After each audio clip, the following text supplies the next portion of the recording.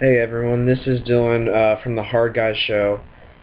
Just here to give some sports news. Not sure really when or how many times a week I will be doing this, but I would like to give you guys some sports. We're trying to get sports involved with the channel. We're also having some gaming, which Blake will be posting, as well as the Hard Guys original live stream, which will most likely be every Friday. So we will have a show tomorrow night. I'm assuming it will be about 9:30 Eastern time. And if there's any changes, we will let you guys know on our Facebook and Twitter. I'll put that in the description if you guys haven't already liked it. So let's move on to some sports here. Not a real heavy day in sports. NFL, Robert Griffin III is a game time decision for this weekend's game. He suffered an injury, leg injury last week in the overtime win against the Ravens. Kirk Cousins did do a good job when he did come in, but I'm not sure he's good enough yet. He only threw like 2 passes. He really didn't do much, but he did do well when he was in. But I don't think he's good enough. The Redskins are basically in need to win out unless they get some help from the Cowboys losing. So we'll see. That is a game time decision. And speaking of the Cowboys, Dez Bryant will play on Sunday versus Pittsburgh Steelers. He's definitely a key. He's had his problems this season, but he's definitely a game changer for that team. And the Cowboys, they need to win out too. They're tied right now with the Redskins for that second place position. They're both fighting for a wild card spot, and the NFC is very tough this year. So definitely could use Bryant in that game. Pittsburgh, despite being pretty injury-ridden or whatever you're going to say, they still are capable of winning. Moving on, the Jets, I think, recently signed Braylon Edwards. Will play Monday versus Tennessee. Jets are another win-out situation. They don't have a very tough schedule moving forward. But, Tennessee's, they could upset a team. And Braylon Edwards, they brought him in after he was cut by the Seahawks. He's definitely a big body. He can, he's a jump ball receiver if you need one. And Plaxico Burress was that for the Jets last year. For some reason, they let him go. So they have another jump ball receiver now, and he might play as soon as Monday. They could definitely use all the help they can get, because Tennessee is a pretty good team. Well, not pretty good, but they can upset a team. And the Jets do have a chance to make it to the playoffs, so we'll see. If they lose this game, I doubt they'll make it in. The AFC is pretty weak this year, but, the Bengals are right there.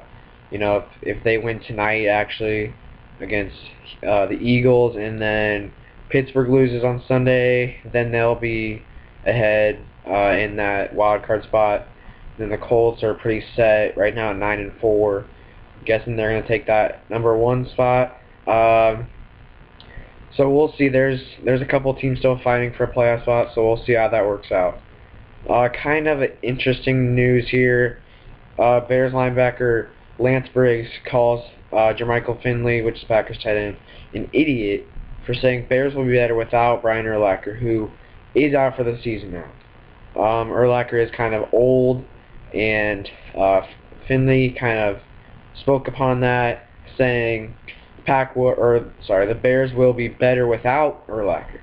Now, Urlacher's numbers are declining. He's only averaging about 5.7 tackles per game this year, which is decreasing from his past 2 seasons. 2010 he was a 7 tackle a game. Last year about a 6.5. So definitely decreasing, but last year I thought he did worse than this year, but his tackling numbers are decreasing, but he seems to bring more energy this year. He seems like he's more into it this year. Not saying he wasn't into it last year, but he's definitely playing better in my opinion than last year. And I think this is very interesting because Finley really shouldn't be talking. I'm not sure, exact stats he has, but I know he's not doing a great job. He's had a lot of drops this year. He has to be high up on that drops list. It's not like he's a horrible tight end, but he's just not really great. And Urlacher responded saying that the Pack were better a few years ago when they won the Super Bowl without Finley, which I guess you could say is true because they won the Super Bowl after Finley went down with an ACL injury. So this battle is interesting for me. The Bears and Packers have been rivals for probably since the freaking league was even started. So interesting to see if this goes any more forward. Everyone talks, especially division rivals, so we'll see if this progresses at all. Josh Brent, which is the Cowboys player that was drinking and he crashed a car that killed his teammate Jerry Brown, came out today. He was a .18, which is alcohol level in his system, and I'm not sure what Dallas's or Texas's limit is to be considered driving under the influence. But I know in my state of Indiana, it is .08. So in my state, he would be one over that, or whatever, .10, whatever, over that. So it's probably around there. So he was definitely over it by quite a bit. I'm pretty sure that's a big amount. Obviously, I don't drink. I'm only 15, so I'm not sure. But it is interesting. Josh Brent was arrested, but he was released on a $500,000 bond. Wouldn't be shocked if he goes back to jail whenever he has his trial, which probably be in a couple of years, but you never know how fast things will go. I'm not sure.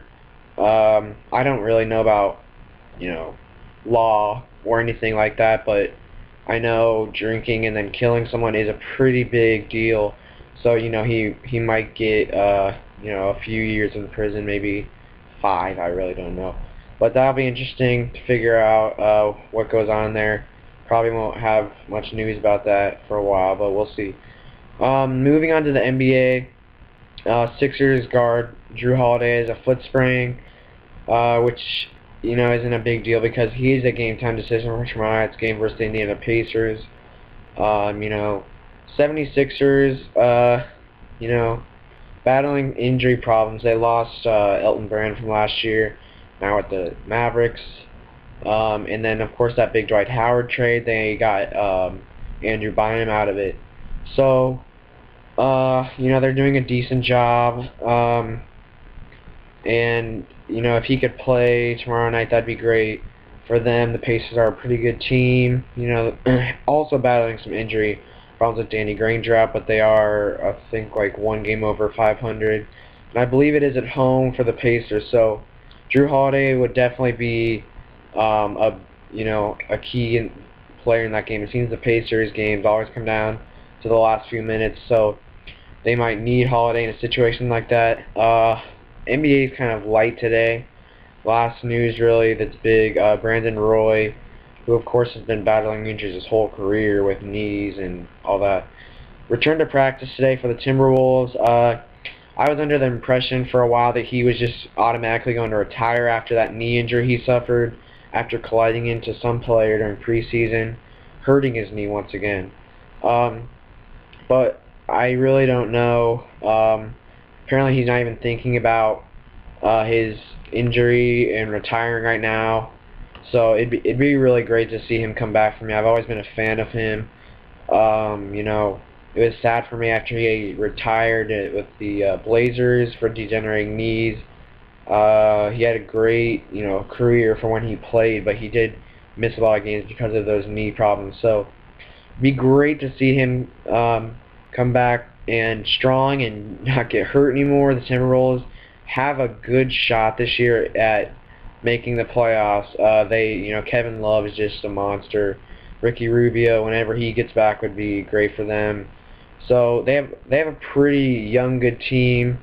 So Brandon Roy coming back off the bench and all that would definitely be great for the Timberwolves. Now moving on to MLB. A couple of things in there. Josh Hamilton signs a 5-year, $125 million contract with the Angels.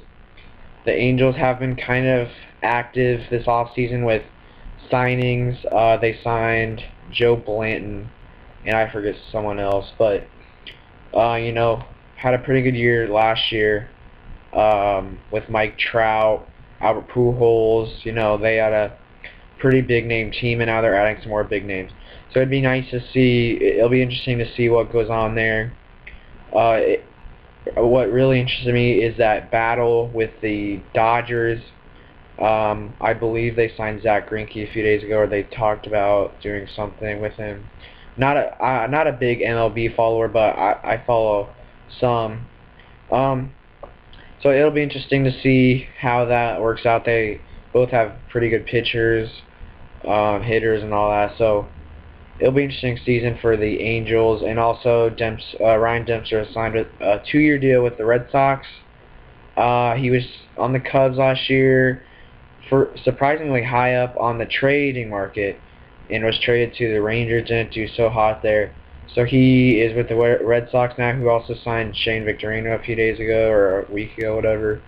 So the Red Sox, after a couple of years of not making the playoffs and just really playing bad, they're trying to rebuild, I guess you could say. It'll be interesting to see how they are this season. Former Red Sox, Kevin Youkilis with the signing the Yankees, so that battle will be interesting. You know, obviously a huge rivalry in sports. That's pretty much it for sports. So once again, I'm not sure when I'll have videos up. I will try. I'll most likely do one on the weekends. I'm not sure if it would be Saturday, Sunday. I'll probably have one up Saturday night or Sunday morning with my picks for the NFL's game. And then, like I said, tonight, the Eagles will be playing the Bengals, Thursday Night Football. So yeah, so I'll see you guys in a few days. If you like the video, you know, comment, rate, like, share, whatever. But fuck, I really don't care. But this is a fairly new channel, trying to get it started up. So if you could share with your friends, that would be great. So once again, this is Dylan signing off. Peace.